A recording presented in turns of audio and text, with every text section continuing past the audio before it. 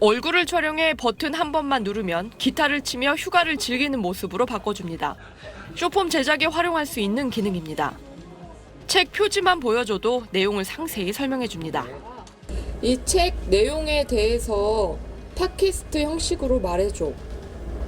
많은 분들이 사랑하는 마법사의 돌에 대해 이야기해보려고 합니다. 카카오가 개발한 AI 모델 카나나에 이런 기능들이 카카오톡에 들어옵니다. 안 읽은 채팅방의 대화나 녹음된 보이스톡 대화 내용을 요약해주는 기능도 있습니다.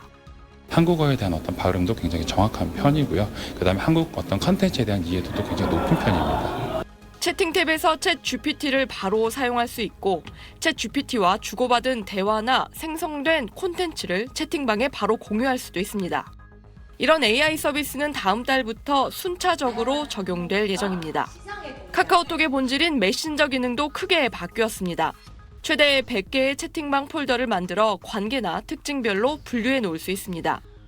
일단은 실수하는 게 줄어들지 않을까요?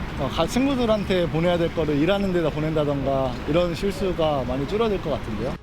친구 탭엔 인스타그램과 비슷한 사용자 환경이 도입돼 프로필 변경 내역 등을 타임라인 형태로 확인할 수 있는데 직관적이지 않아 불편하다는 반응도 많습니다. 사실 별로 그런 걸 원하진 않는 부분이었거든요.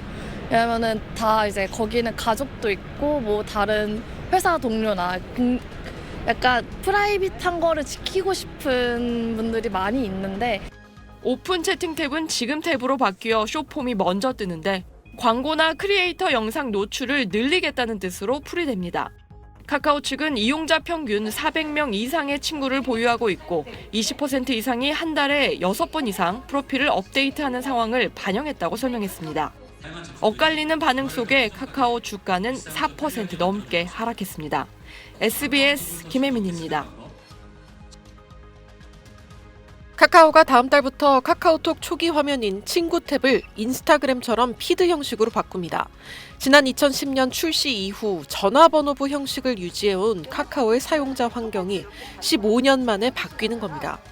카카오 정신화 대표는 지난 7일 카카오 2분기 실적 발표에서 탭 하단 부분을 일상 콘텐츠와 단톡방에서 공유된 비디오, 사진 같은 미디어 콘텐츠를 모아 보여주는 피드형으로 개편해 트래픽을 더 늘리겠다고 밝혔습니다.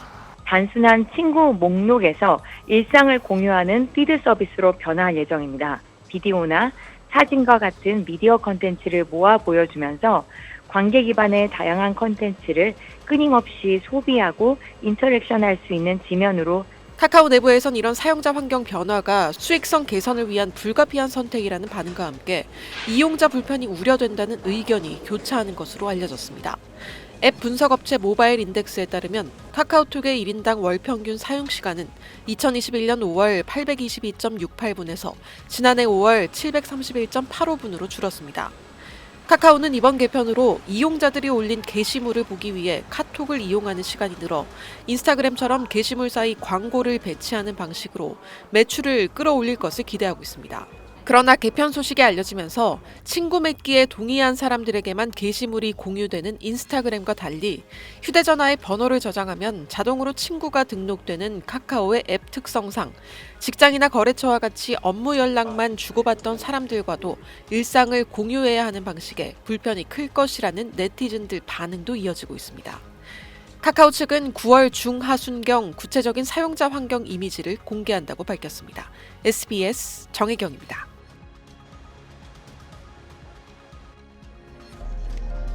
다른 사람과 채팅 도중 이번 주 중요한 일정을 알려달라고 하자 친구와의 약속, 미팅 일정 등을 알려줍니다.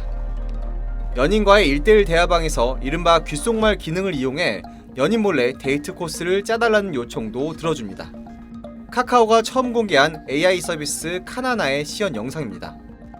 카카오톡과는 별도의 앱으로 개인 대화는 물론 단체 대화방에서 나눈 대화까지 기억해 서비스를 제공합니다. 여러분들의 개인 메이트는 여러분과의 직접 대화나 여러분이 참여하고 있는 그룹방에서의 모든 대화 맥락을 기억합니다. 1대1 대화로 도움을 주는 챗 GPT 등 기존 AI 서비스와는 달리 단체 대화방에서도 AI 기능이 작동한다는 점이 차별점으로 꼽힙니다. 단체 대화방에 논문을 올린 뒤 대화방에 있는 사람들이 논문을 잘 이해했는지 퀴즈를 내달라고 요청하면 문제를 내주고 채점까지 해주는 식입니다. 카카오는 3년 전 이미 AI 기반인 거대 언어 모델을 발표했지만 창업자인 김범수 의장이 구속되는 등 여러 위기를 맞으며 AI 서비스에서 이렇다 할 성과를 내지 못하고 있다는 평가를 받아왔습니다. 정신아 카카오 대표는 카카오톡 대화에 기반해 사용자 경험을 극대화한 개인 맞춤형 AI 서비스를 제공하겠다고 밝혔습니다. 카카오는 현재 AI 모델 사용자들의 경험이 카카오톡의 커뮤니케이션 경험과 매우 유사하다고 생각합니다. 사용자들이 대화하면서 쌓인 데이터는 어떤 데이터보다 개인적인 정보와 특성을 투영하고 있어서 카카오는 이 데이터를 활용하여 개인화된 AI 경험을 제공할 수 있습니다. 카카오는 수개월 동안 테스트를 거쳐 카나나 정식 서비스를 출시할 예정입니다. 다만 기존 카카오톡이 아닌 별도의 앱을 설치해야 하는 만큼 얼마나 많은 사용자를 확보할지가 관건입니다. SBS 홍현재입니다. 카카오 측은 그동안 실험실이라는 코너에서 시범 운영해온 단체 채팅방, 즉 단톡방 초대 거절 기능을 정식 서비스에 반영했다고 밝혔습니다. 서비스를 이용하려면 스마트폰에 설치된 카카오톡을 업데이트해야 합니다. 이용자는 그룹 채팅방 참여 설정을 통해 본인의 친구 목록에 등록되지 않은 이용자가 초대했을 때 이를 거절할 수 있습니다. 다만 이미 친구로 등록된 사람이 초대했을 경우에는 기존처럼 거절할 수 없이 자동으로 단톡방에 참여하게 됩니다. 카카오 측은 모르는 사람의 초대로 본인의 의사와 상관없이 단톡방에 참여하게 되는 불편함이 크게 줄어들 것이라고 밝혔습니다. 카카오는 또 이번 업데이트에서 계정 보안 조치도 강화했습니다. 앞으로 이용자 카카오톡 계정과 실제 사용 중인 전화번호가 동일하게 연동됐는지 확인하는 안내 메시지가 주기적으로 노출됩니다. 이 밖에 애플, 맥북, 카카오톡 채팅방에서도 대화 내용을 캡처할 수 있게 됐습니다. 카카오톡 지갑 서비스도 일부 개편됐습니다.